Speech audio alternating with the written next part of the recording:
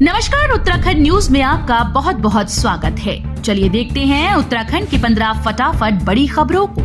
इससे पहले आप न्यूज को कहां से देख रहे हैं, कमेंट में बताना बिल्कुल न भूलें। सभी धामों और धार्मिक मेलों के लिए बनेगा यात्रा प्राधिकरण। मुख्यमंत्री धामी की घोषणा के बाद कवायद।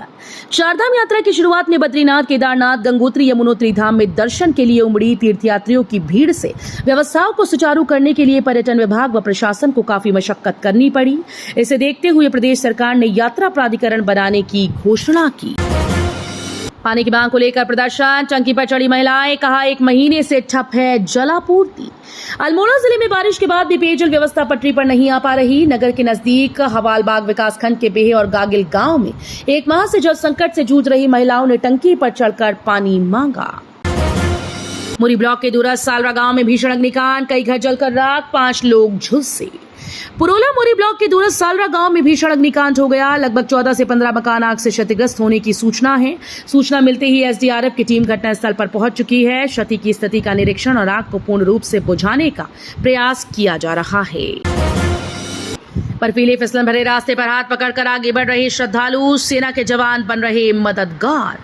हेमकुंड साहिब का करीब 3 किलोमीटर तक यात्रा पथ अभी भी बर्फ से ढका है। सेना के जवानों और सेवादारों ने बर्फ हटाकर रास्ता बनाया। यहाँ बर्फीले रास्ते पर फिसलन है। श्रद्धालु बर्फीले रास्ते पर एक दूसरे का हाथ पकड़कर आगे बढ़ रहे हैं। बुजुर्ग श्रद्धालुओं को पुलिस, एसडीआरएफ और सेना के जवान सहारा देकर आगे बढ़ा रहे हैं। साथ ही अन्य श्रद्धालुओं की मदद भी कर रहे हैं। हेमकुंड साहिब के दर्शन कर लौट रहे श्रद्धालु वहां जा रहे श्रद्धालुओं को ये कहकर हिम्मत दे रहे हैं कि अब बस थोड़ा ही रास्ता शेष बचा है। चारधाम यात्रा की तैयारियों का जायजा लेने पहुंचे मुख्यमंत्री धामी, बोले सभी की सुरक्षा महत्वपूर्ण। चारधाम यात्रा की तैयारियों पर उत्तराखंड के सीएम पुष्कर सिंह धामी ने कहा कि चारधाम यात्रा यहीं से शुरू होती है। मैंने इस स्थान पर सभी तैयारियां और सुविधाओं की जांच की है। सभी की सुरक्षा महत्वपूर्ण है। ओएनजीसी मुख्यालय को दून से शिफ्ट करने की तैयारी, स्टाफ यूनियन ने मुख्यमंत्री से लगाई दखल की गुहार। पिछले 1 दशक में कई प्रमुख विभाग अनुभाग स्थानांतरित हो गए। कर्मचारियों की संख्या 2800 से घटकर अब करीब 1300 हो चुकी है।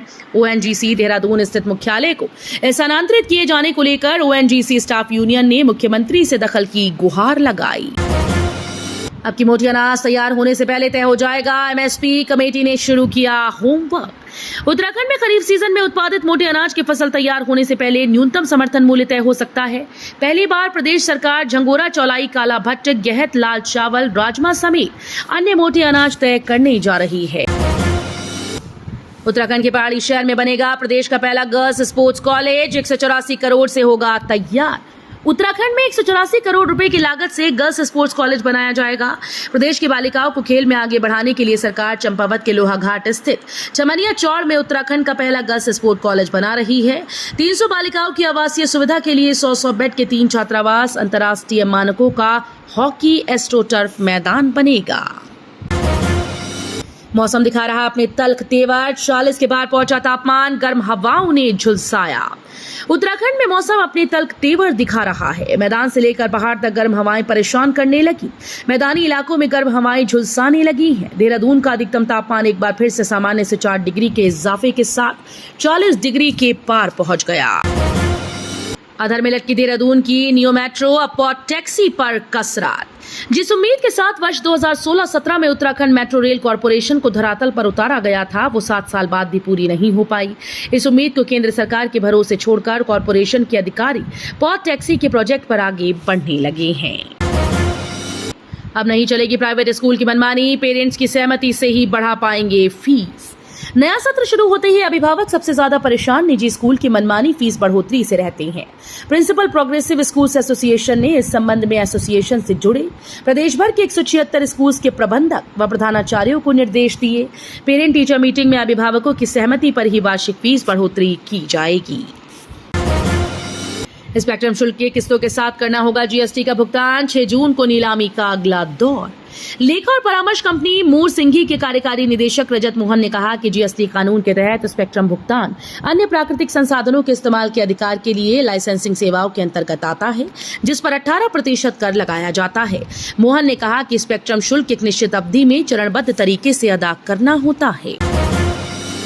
मुंबई में बनी सुरंग से बुलेट ट्रेन के काम में आएगी तेजी, साल 2026 से है चलाने की तैयारी। इस नई सुरंग के लिए खुदाई का काम 6 दिसंबर 2023 को शुरू हुआ था और 6 महीने में 394 मीटर की पूरी लंबाई की खुदाई कर ली गई। प्रधानमंत्री नरेंद्र मोदी और उनके तत्कालीन जापानी समकक्ष शिंजो आबे ने 14 सितंबर 2017 को अहमदाबाद में इस परियोजना का शुभारंभ किया था। खड़गे सोनिया ने नेहरू को पुण्यतिथि पर किया याद, शांतिवन पहुंचकर दी श्रद्धांजलि। भारत के पहले प्रधानमंत्री जवाहरलाल नेहरू को उनकी पुण्यतिथि पर कांग्रेस अध्यक्ष खड़गे और कांग्रेस संसदीय दल की अध्यक्ष सोनिया गांधी ने दिल्ली में उनके स्मारक शांतिवन पहुंचकर पुष्पांजलि अर्पित की। कांग्रेस ने इसका वीडियो एक्स पर शेयर कर लिखा कि अपनी दूरदर्शिता और कुशल नेतृत्व से भारत को सामाजिक, वैज्ञानिक, आर्थिक, औद्योगिक व विभिन्न क्षेत्रों में आगे ले जाने वाले हिंद के जवाहर को नमन। मैनुअल आरसी वाले 15 वर्ष पुराने वाहनों का शुरू हुआ री रजिस्ट्रेशन। विभाग ने री रजिस्ट्रेशन के लिए वाहन के समक्ष डीटीओ व एमवीआई के संयुक्त तस्वीर को अनिवार्य कर दिया है। इसके साथ ही ऐसे वाहनों के इंजन, चेचिस आदि की गहनता से जांच करने को कहा गया। डीटीओ सुशील कुमार ने बताया कि री रजिस्ट्रेशन का कार्य शुरू हो गया है। जिले के करीब 500 से अधिक वाहन मालिकों को राहत मिलेगी। तो ये थी उत्तराखंड की 15 बड़ी खबरें। रोजाना ऐसे ही सबसे पहले अपडेट पाने के लिए चैनल को सब्सक्राइब करना बिल्कुल ना भूलें। साथ ही वीडियो को लाइक भी कर दें। धन्यवाद।